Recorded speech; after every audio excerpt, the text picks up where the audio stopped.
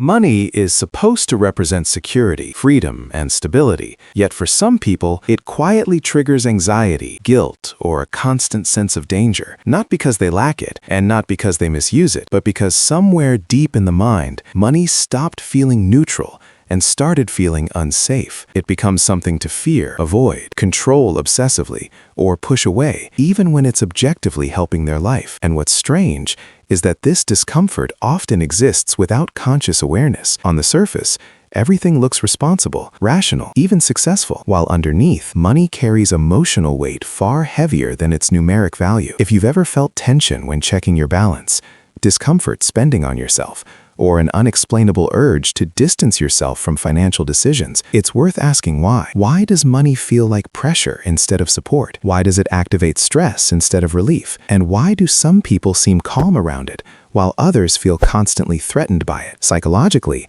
money is rarely just money. According to behavioral economics and emotional cognition research, money functions as a symbolic container. It absorbs meaning from early experiences, family dynamics, and emotional learning. The brain doesn't process money in a purely logical way. It associates it with survival, belonging, power, and safety. When those systems develop under instability, unpredictability, or emotional inconsistency, money becomes linked to threat rather than protection. One group of people who often experience this are those shaped by early scarcity or emotional uncertainty. Growing up with inconsistent resources, financial stress, or emotionally unpredictable caregivers teaches the nervous system that safety is fragile. Even when adulthood brings stability, the brain remains hypervigilant. This aligns with attachment theory, where anxious attachment styles tend to over-monitor resources linked to security. Money, in this case, becomes something that can disappear at any moment. Saving doesn't calm the fear, because the fear was never about the amount. It was about trust that safety can last. Another psychological angle appears in individuals who associate money with emotional conflict. In families where money was a source of arguments, control, or emotional withdrawal,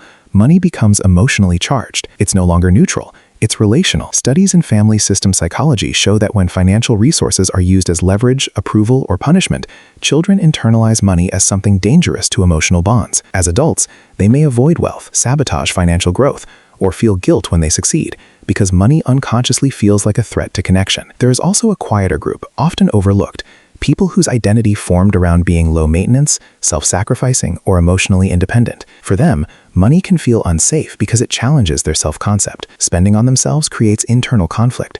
Prosperity feels unfamiliar, even destabilizing. From a cognitive dissonance perspective, when financial comfort contradicts identity, the mind experiences discomfort and seeks to restore balance by rejecting or minimizing the resource itself. Across all these patterns, the common thread is not irresponsibility or weakness, but conditioning. The brain learns what safety feels like through repetition. If money was present during stress, instability, or emotional withdrawal, it inherits those associations. Over time, the body reacts before logic intervenes. This is why financial anxiety can persist even alongside financial competence. Understanding this isn't about fixing money habits first.